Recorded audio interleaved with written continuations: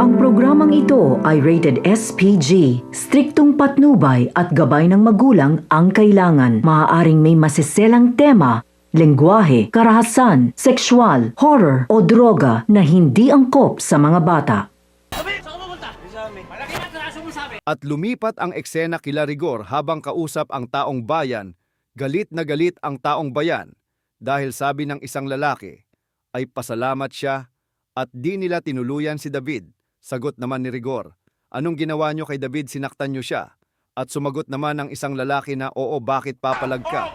Sabay suntok kay Rigor at natumba ito.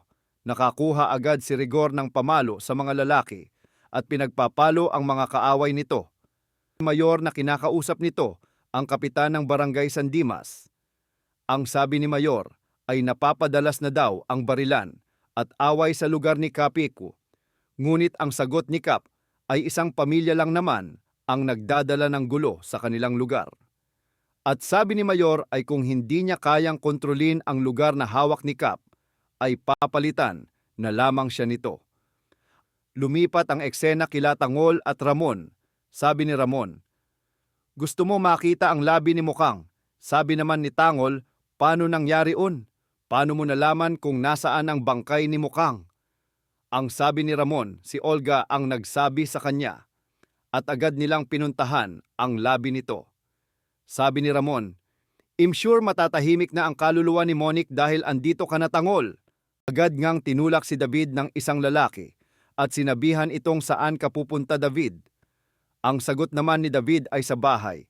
Ngunit ang sabi ng lalaki ay malaki ang atraso mo sa amin at sa San Dimas at sinabihang wag nang bumalik sa kanilang lugar. Kaya agad nitong tinulak si David at pinagbabato ng mga tao. Nguti matigas na sabi ni David na mga patay gutom kayo. At bigla na lang ay may bumatong lalaki na agad siyang tinamaan sa ulo. Sa pagtama ng bato ay agad siyang napaupo. Hanggang sa susunod na episode ng Batang Quiapo. Guys, paalam!